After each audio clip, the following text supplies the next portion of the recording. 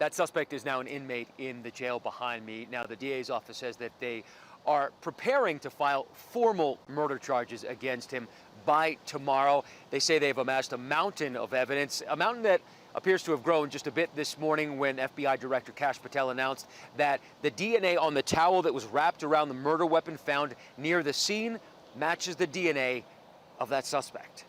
This morning, authorities in Utah are poring over what they call a mountain of evidence against 22-year-old Tyler Robinson, the man authorities say fired that single fatal shot, killing Charlie Kirk. The district attorney saying they hope to file charges by tomorrow, but authorities say they're receiving little help from the suspect who turned himself in Thursday. He's not cooperating, but all the people around him are cooperating. Utah's governor saying they have interviewed Robinson's roommate, with whom they say he was romantically involved.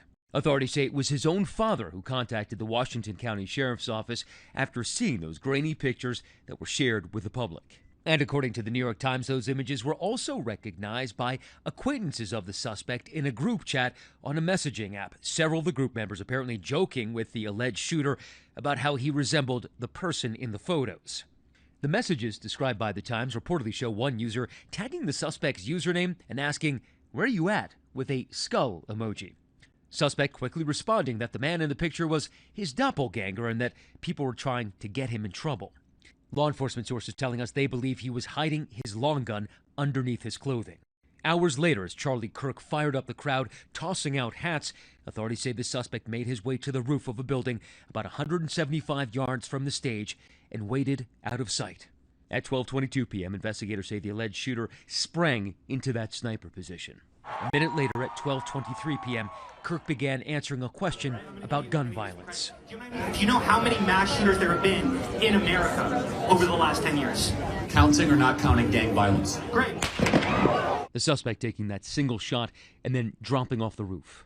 And this morning, tributes are pouring in for Kirk, who turned out millions of young voters for President Trump's re-election campaign and whose ultra-conservative views earned him a massive online following, as well as many detractors.